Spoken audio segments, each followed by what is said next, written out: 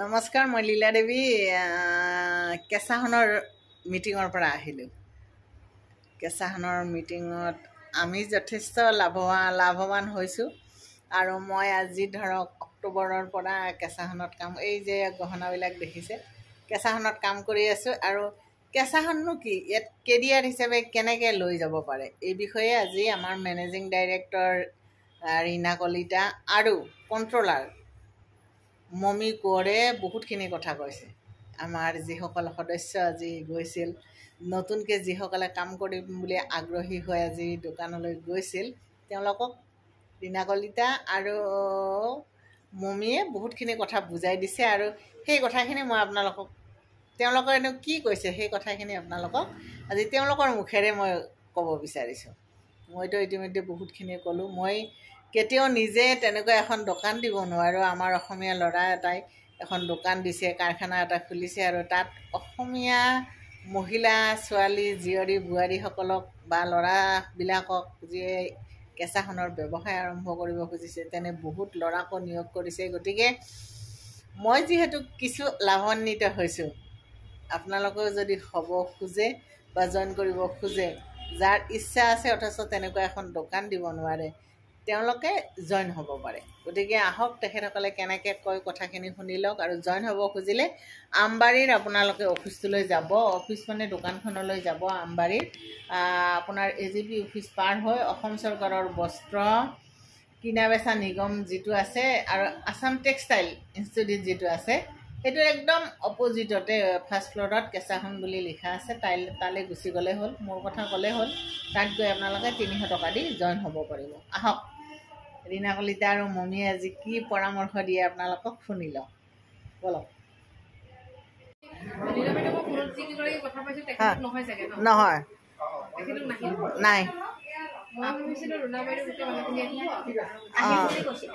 আহিম। মোৰতো আৰু দুজনে আহিম বুলি কৈছিল, কিন্তু সময়ত নাহিল।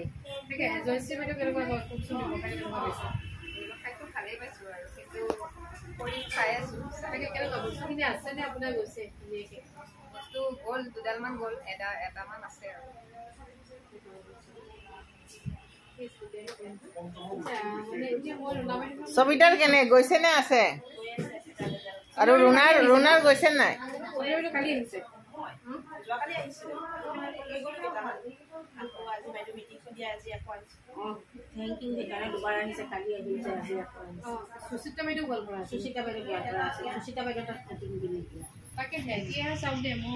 কেনেকে আপোনালোকে কামখিনি কাষ্টমাৰ হিচাপতে চাগে কৈ আছে, কৰি আছে, হয়নে বাৰু? বাইদেউটো একদম মানে গোটেইখিনি নষ্ট যিমান হ'লেও, কিন্তু কাষ্টমাৰ বস্তু চেলিং কৰিম বুলি যদি কামখিনি কৰে, কিন্তু আমাৰ খুব বেছি দীঘলীয়া কামখিনি নহ'ব। কিন্তু আপোনালোকে টায়াৰ্ড হৈ যাব, এমাহ দুমাহৰ পিছত টায়াৰ্ড হৈ যাব, হয়নে বাৰু? কাষ্টমাৰ চেল কৰিম বুলি পেলাই নহয়, আমাক ইনকম লাগে বুলি কৰিব লাগিব। ইনকমটো আপুনি বিভিন্ন ধৰণে ইনকমকেইটা পাওঁ। আমি এই বস্তু চেল কৰি পাওঁ, টিম গ্ৰথ কৰি পেলাই পাওঁ, আৰু আমি স্কিমত কাম কৰি পেলাইও আমি কৰিব পাৰোঁ, হয়নে? কিন্তু যদি চাওক, আপোনালোকে টাৰ্গেটটো কোনোমতে ফুলফিল কৰোঁ বুলি যদি ভাবে, 6,000 টকা নিজৰ পৰা 1 মান্থত দিলে, নেক্সট মান্থত 6,000 টকা দিলে, 12,000 আপুনি এমাহ দিলে, 2 মাহ দিলে, 3 মাহত, 3 নম্বৰ মাহত আপুনি কিন্তু নিজৰ পৰা ইনভেষ্ট কৰিবলৈ অকণমান দিগদাৰ লাগিব, হয়নে? তাৰ কাৰণে আমি কি কৰিব লাগিব? টিমটো গ্ৰথ কৰিব লাগিব। টিমটো গ্ৰথ কৰিলে কি হ'ব? টিমটো মানে আপুনি মেম্বাৰশ্বিপ দিব লাগিব। লাইক আপুনি যেনেকৈ মেম্বাৰটো লৈছে, তেখেতলোককো মেম্বাৰশ্বিপ দিব লাগিব। আপুনি যিখিনি ইনকম পাইছে, তেখেতলোককো ইনকমৰ আচলতে দেখাব লাগিব। তেখেতলোকক যেতিয়া ইনকমৰ আচলতে দেখাব, আপোনাৰ টিম যিমান মানে ডাঙৰ হ'ব, আপুনি যেতিয়া ইনকমটো পাব বা তেখেতলোকৰ ইনকমৰ আচলতে দেখাব, তেখেতলোকৰ লগে লগে আপুনি আৰু ওপৰত উঠি যাব। কেঁচাখনো 6,000টোৱে মিনিমাম ব্যৱসায় নহয় আপোনালোকৰ। তাতে আপুনি 6,000, 1 লাখ টকাৰ কাৰণে এবছৰৰ পৰা 3 বছৰ কাম কৰিবলৈ গৈ আছে ন? যদি আপোনালোকে টিমটো গ্ৰথ কৰে, 1 বছৰত নহয়, 1 বছৰতে আপোনালোকে প্ৰতি মাহতে 20,000, 15,000 টকা আৰ্ণ কৰিব পাৰিব। তাৰ কাৰণে কিন্তু আপোনাৰ নিজৰ ইচ্ছাটো লাগিব, উদ্যমটো লাগিব, আৰু টিমটো মেইন কথা, ধৈৰ্যটো লাগিব। যদি আপুনি কেনেকৈ কৰে, তাৰ ছাপৰ্টিঙতো আমি আছোঁৱে। আপোনাৰ ছিনিয়ৰসকল সদায় আপোনাৰ ছাপৰ্টত আছে। আপুনি মেম্বাৰশ্বিপটো লৈছে চাগে? তো সেইকাৰণে মই কৈছোঁ যে আপোনালোকে, আমি মানে বস্তু চেল কৰিম বুলি যদি চাই থাকোঁ, তেতিয়া কিন্তু আমি আমাৰ মানে খুব দীঘলীয়া আমি কৰিব নোৱাৰোঁ। আমি আমাৰ ইনকমটো কেনেকৈ পাওঁ, আৰু আপোনাৰ লগতে আপোনাৰ জুনিয়ৰসকলৰ ইনকমটো যদি আমি চিন্তা কৰোঁ বা আপুনি চিন্তা কৰে, তেতিয়াহ'লে টিমটো গ্ৰ'থ হ'ব, আপুনিও দীঘলীয়া যদি হ'ব, তেখেতলোকৰ ইনকম হ'ব। চাওক এতিয়া আপোনালোকে 6000ত কাম কৰি আছে হয়নে 6000টো অকলে কৰি থকা মানে কেনেকুৱা আমি এনেকুৱা হেডেক মানে হেডেক বুলি ক'ব নোৱাৰি যদিহে আপোনাৰ মাৰ্কেটখন ভাল তেতিয়াহ'লে আপুনি কৰিব পাৰে কিন্তু মাৰ্কেটখন ভাল মানে কেতিয়া কৰিব চাওক আপুনিয়ে হওক আপুনি অসমীয়া গহনা এটা এবছৰত কেইটা কিনে এটা বা দুটা কিনিলে খুব বেছি দুটা কিনিলে 3000 4000 টকা দি হয়নে বাৰু 3000 4000 টকা দি আপোনাৰ টাৰ্গেটটো ফুলফিল নহয় নেক্সট টাইমটো আপুনি আৰু বস্তুটো নিকিনে যদি আপোনাক ইনকম লাগে বুলি ভাবে মেম্বাৰশ্বিপটো ল'ব আৰু সেই বস্তুখিনি আপুনি অৰ্ডাৰ ল'ব মানে আপুনি 3000 4000 টকা গহনাখিনি 5-6টা ল'ব অৰ্ডাৰ পালে অৰ্ডাৰ কেতিয়া পাব যেতিয়া তেখেতলোকে আপোনাক অৰ্ডাৰটো দিব তেতিয়া পাব আপুনি তেখেতলোকে কেতিয়া বিচাৰিব যেতিয়া আপোনাৰ পিছত জইন কৰিব তেখেতলোকে ইনকমটো পাব তেতিয়াহে অলপ বিচাৰিব সেইকাৰণে কাষ্টমাৰ চেলিং হিচাপত কৰি থকাতকৈ আমি টিমটো যদি গ্ৰ'থ কৰোঁ আপোনাৰ 6000ৰটো মানে যিটো টাৰ্গেট সেইটোও স্মুথ হয় আৰু আপোনাৰ সহজ হৈ পৰে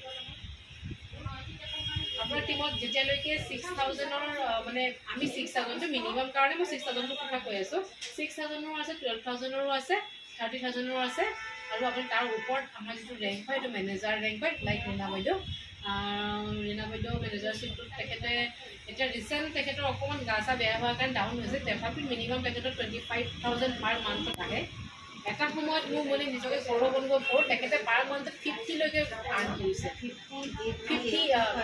সেনেকুৱালৈকে আৰ্ণ কৰিছে 1 মান্থত তাৰপিছত মোৰ চুগাৰ হ'ল হৈ পেলাই মোৰ অকণমান সেইটো কাৰণে মই সেইকাৰণে তেখেতে আৰু কেঁচা সোণত আপোনালোকে যিমান দিন থাকে মই ভাবোঁ সেইটো যিহেতু আমাৰ অসমৰে হয় অসমীয়া মানুহৰে হয় কোম্পানীটো মেবি বেয়া নাপাব বস্তু বেয়া হ'ব আপোনালোকক কলা পৰিব তাৰ কাৰণে গেৰেণ্টি পিৰিয়ড আছে তাৰ কাৰণে কাৰ্ড দিয়া যায় যিটো কাৰণে কাৰ্ড দিয়া যায় সেইটো কাৰণেহে আপোনালোকক গেৰেণ্টিটো দিয়া যায় চ' বেয়া পাম বুলি মই পাব বুলি মই নাভাবোঁ আৰু তেখেতলোকক পজিটিভলি আমি যদি কেঁচা সোণৰ কথাখিনি ভাবোঁ জানো তেতিয়াহে আমি বেলেগক আমি বুজাব পাৰিম ভালকৈ হয়নে সেইটো কাৰণে কৈছোঁ যে আপোনালোকে ইনিচিয়েলটো 6000 তাৰ পিছৰখিনি আপোনালোকে যেনেকৈ বিচাৰে তেনেকৈ পাব যেনেকৈ বিচাৰে তেনেকৈ পাব মই নিজে আপোনালোকক কনফিডেঞ্চলি কওঁ যেনেকৈ বিচাৰে তেনেকৈ পাব মই ছাকচেছ হৈছোঁ মানে আপুনিও পাৰিব নোৱাৰা কামটো একোৱেই নাই আপুনি যদি চেষ্টা কৰে বিচাৰে অভিয়াছলি পাব এতিয়া লীলা বাইদেউ মেমখন এখন স্কুটি পাব গৈ আছে তেখেতক কিন্তু জোৰ জবস্তি স্কুটিখন দিম বুলি কৈছিলোঁ কিন্তু এতিয়া নিজে নিজে তেখেতক হৈ গৈ আছে কাৰণ তেখেতে আৰু বেয়া নালাগে চাগে আপোনালোকে পাব পাৰে সেইটো বস্তু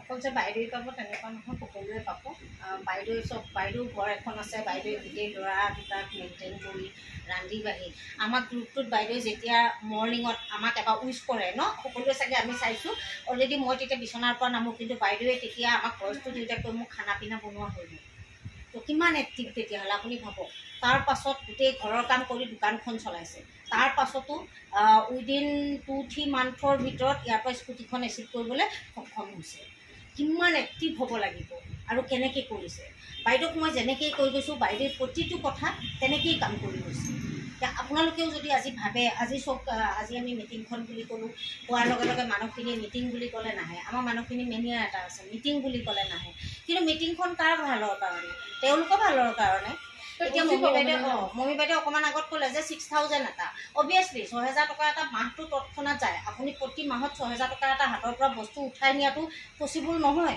কেতিয়াবা আমি ব্যৱসায়টো কিয় কৰিছোঁ ইনকামৰ কাৰণে কৰিছোঁ নহয় জানো গতিকে এই 6000 টকাটো আপোনাৰ তলত যদি আপোনাৰ ঘৰতে বা ওচৰতে আপুনি যদি দুগৰাকীমান মানুহ মাতি দিয়ে মোক মাতি দিলে বা মমী বাইদেউ মই কৈ অকণ বুজাই দিলোঁ তাতে ধৰক এগৰাকী দুগৰাকীকৈ 5-6 গৰাকী মানুহ সেইদিনা জইন হয় যদি মানুহ বেছি আছে 10 গৰাকীয়ে জইন হয় বাইদেউ তাত সেইদিনা ক'লোঁ লগে লগে 8 গৰাকী জইনিং পালোঁ গতিকে 8ৰ লগত আৰু 2 গৰাকী মানুহ পিছত গোটাই আনিলে 10 গৰাকী মানুহ হৈ যায় তো 10 গৰাকী হোৱাৰ লগে লগে গোটেই মাহটোত তেওঁলোকেতো ব্যৱসায়টোত জইন কৰিছে তেওঁলোকে কিবা এটা কিনা বেচা আমাৰ তেনেকুৱাই নহয় জানো যেনেকৈ ৰিচেলাৰসকলে কাপোৰ কিনে কাপোৰ বেচে এঠাইৰ পৰা কমক লয় এঠাইত অকণমান বেছি দিয়ে ঠিক তেনেকৈ আমাৰো এইটো গহনাৰ ক্ষেত্ৰত আমাৰো এইটো নেটৱৰ্কিং তো আমাৰ যেতিয়া মানুহখিনি আপোনাৰ আণ্ডাৰত ছাপ'জ 8 গৰাকী বা 10 গৰাকী জইনিং হ'ল আৰু তেওঁলোকক আমি এটা কেৰিয়াৰ প্লেন আছে কেৰিয়াৰ প্লেনটো বুজাই দিম ত' তেওঁলোকে কি কৰিব কোনোবা এগৰাকীয়ে এটা কম্বো পেক ল'লে কোনোবা এটা ল'লে ক'লে যদি 8 গৰাকীয়ে 8টা পেকেট ল'লে চাব আপোনাৰ 6000 টকাটো বিজনেছ হৈ গ'ল মানে সেই 8 গৰাকী বিজনেছটো আপোনাৰ এই যে আপুনি 6000 টকা কৰিব লাগে এই 8 গৰাকীয়ে নিয়া পেকেজখিনি আপোনাৰ নামতে মাৰা হ'ব কাৰণ তেখেতসকল স্কিমত নাই নহয় এটাহে লৈছে তেখেতে 6000কে কৰা নাই নহয় কিন্তু আপোনাৰ টিমৰ এণ্টাৰ বিজনেছটো ধৰক 15000 হ'ল 20000 হ'ল গোটেই মাহটোৰ ভিতৰত আপোনাৰ বিজনেছ কিন্তু কোম্পানীয়ে আপোনাক কি কৈছে মাত্ৰ 6000 টকা আপুনি পাৰ মান্থ কৰক কিমান দিন কৰিব 12 মাহ 6000কে 12 মাহ কৰিলে 72000 হ'ব প্ৰথম আপোনাৰ দিয়া হ'ব 5,000 এটা। তো 72,000 হোৱাৰ লগে লগে আপুনি 12 মাহ ৰখিব নালাগে। যদি ব্যৱসায়টো আপোনাৰ 10,000কৈ হয় বা আপোনাৰ আণ্ডাৰত যদি কোনোবা মাহত 15,000, কোনোবা মাহত 20,000, কোনোবা মাহত 12,000, কোনোবা মাহত 6,000 হ'ল বাৰু। এই টোটেল কাউণ্ট কৰি পেলাই ধৰক 3 মাহ, 4 মাহ, 5 মাহ, 6 মাহ যোনদিনা কোনে হয়, এনেকৈ কোম্পানীয়ে কোৱা নাই যে 12 মাহেই কৰিব লাগিব। আপোনাৰ 72,000 হোৱালৈকে যেতিয়ালৈকে হয় তেতিয়াই আপুনি প্ৰথম 5,000টো আপোনাৰ ৰিলিজ হৈ যাব। মইতো 2 মাহতে পাইছোঁ। বাইদেউ 2 মাহত পাইছে। তো ঠিক তেনেকুৱা কথা। নেক্সট আকৌ তেওঁলোকে বস্তু নি আছে, চেল কৰি আছে, তেওঁলোকে বেনিফিট পাই আছে। তেওঁলোক কোন? আপোনালোকৰ জুনিয়ৰ। মানে আপোনালোকে মিটিং এখন দিয়ক, যি কেইগৰাকী আমি তাত মিটিঙত পাওঁ তেওঁলোকৰ দ্বাৰাই আপোনালোকৰ ব্যৱসায়টো আপুনি 1 লাখ টকা গিফ্ট পোৱাত সহায় হয়। কথাটো বুজি পালে? আপোনাক কোম্পানীয়ে 1 লাখ টকা এটা দিব। এই 1 লাখ টকাটো কেনেকৈ দিব? আপুনি ধৰক 6,000কৈ পাৰ মান্থ বজাৰ কৰিব লাগে। বজাৰ আপুনি কিয় কৰিব?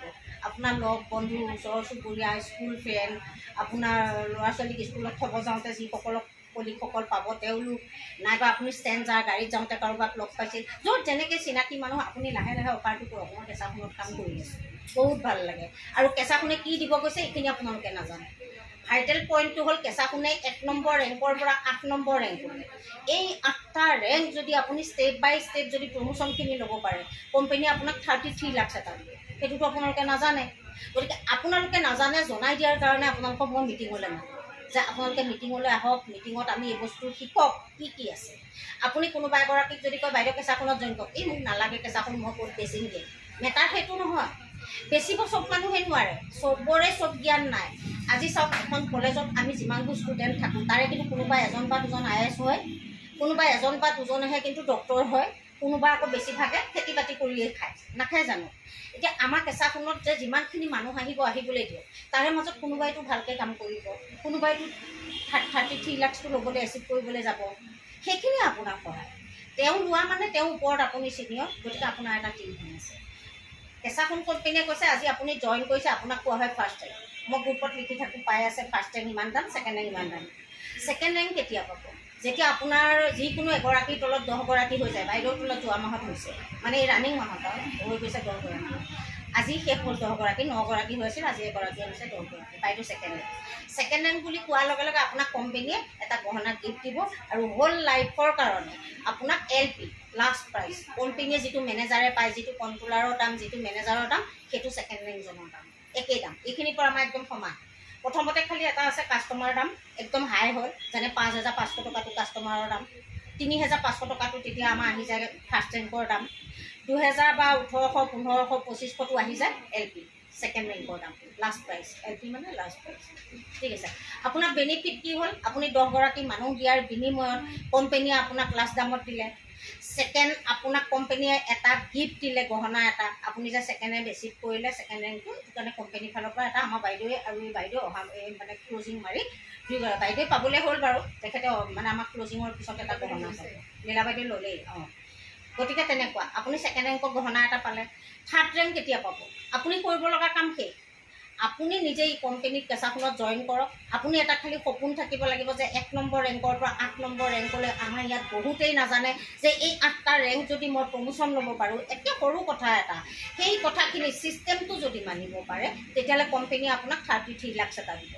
আপুনি ইয়াৰ পৰা 1 লাখ গিফ্টৰ কাৰণেহে ভাবিছিল, আপুনি ইয়াৰ পৰা গহনা এটা নি কাৰোবাক দিওঁতে 500 টকা এটা বেনিফিট আছিল, সেইখিনিহে ভাবিছিল।